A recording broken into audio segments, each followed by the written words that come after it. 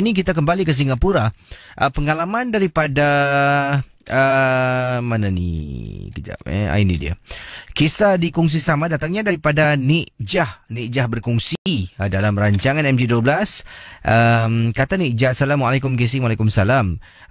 Saya ada seorang cucu lah yang dikatakan di sini seringkali terkena gangguan, dan pengalaman Nik Jah yang nak diceritakan ini berlaku pada tahun 2009.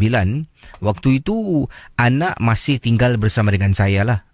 Anak saya masih tinggal bersama dengan saya, dan bila suami isteri keluar ke tempat tugas, cucu saya jagalah. Dan ada kalanya suami isteri, anak-anak saya dengan menantu saya ni akan balik agak lewat. Nanti mereka akan telefon lah pada hari-hari tertentu. Mereka akan kata nak keluar makan bersama dan minta izin lah kalau boleh saya jaga lama. Saya kata tak kisahlah, itu pun rumah mereka dan saya akan jaga cucu saya. Apa yang ingin saya ceritakan, kata Nik Jah, ada beberapa kali cucu saya ni nanti bila saya tidurkan dia dalam bilik, dia akan ketawa ketawa, kemudian lepas ketawa dia akan menangis. Cara dia menangis ni seolah-olah dia dikejutkan oleh sesuatu yang mungkin saya sendiri tak nampak. Nanti dia akan tidur mungkin jam 9 malam, ya, ibu dan ayahnya belum lagi pulang. Saya pun dah penat menjaga, tidurkan dia.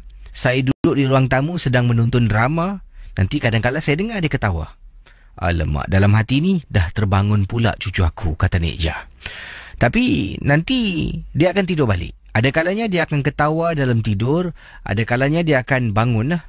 Tapi selalunya bila dia terbangun, saya akan biarkan untuk seketika dan dia akan tidur balik. Tapi ada kalanya juga dia akan terpekik. Cara dia pekik bukan macam seperti seorang bayi. Cara dia terperanjat ni amat menakutkan saya sangat-sangat. Sekali itu saya dengar dia terpekik kuat cucu saya. Pada waktu itu dia hanya berusia setahun lebih, KC. Saya bangun dari tempat duduk, masuk ke dalam bilik. Nanti matanya terbeliak dan takut. Bila saya pegang badannya, seluruh anggota tubuhnya akan menggeletar, menggigil seperti ketakutan. Saya akan angkat dia, dukung dia, saya akan selawat dekat telinganya beberapa kali, kemudian saya akan baca surah Al-Fatihah beberapa kali untuk tenangkan cucu saya. Dan sambil saya tepuk belakang cucu saya untuk tenangkan dia.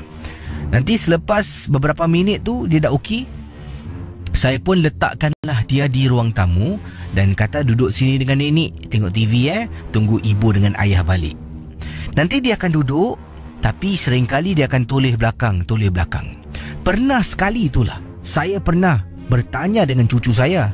Walaupun dia ni tak pandai cakap, cakapnya pilat-pilat anda bayangkan mendengar Ria 897. Jadi bila ditanya soalan yang dikirimkan ni, apa yang berlaku dalam rancangan MJ12 di Ria 897, pengalaman yang diceritakan.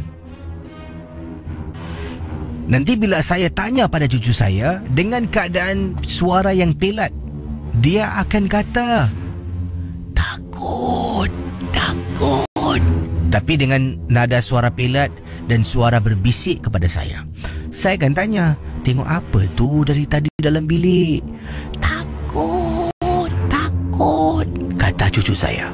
Bila cucu cakap macam tu, budak kecil KC, takkan dia boleh berbohong. Umur setahun lebih, nanti dia akan peluk saya erat-erat. Waktu itulah bulu rumah saya akan meremang.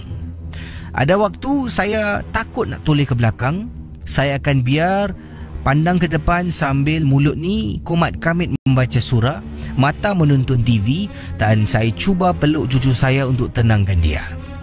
KC, sekali tu pernah saya toleh ke belakang, alangkah terperanjatnya KC, di atas katil saya.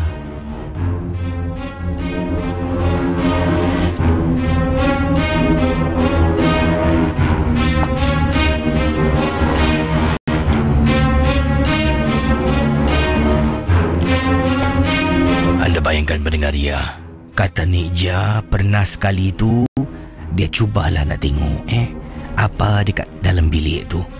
Bila dia toleh belakang, terkejut bila dia ternampak di atas katil. Sekali pandang macam bantal peluk. Bila tenung dan renung lama-lama, ada ikatan 5 pada bantal peluk tersebut yang menyerupai seperti pocong. Hal ini dapat saya ketengahkan dalam ranjangan MJ12 dan harap Casey bacakanlah. Saya sempat memanggil seorang ustaz untuk ke rumah saya. Ustaz datang dan katakan jangan takut. Tidak ada sebarang gangguan yang tidak ada ubatnya. Kita harus tawakal dan percaya kepada bantuan-bantuan yang akan kita terima. Dalam rumah ni bacalah surah, solatlah, azanlah. Dan itulah yang saya lakukan. Keadaan di dalam rumah semakin baik, semakin pulih, dan gangguan hilang begitu saja. Dan cucu saya pun tak ada lagi lah ketika dia tidur akan terpekik menangis.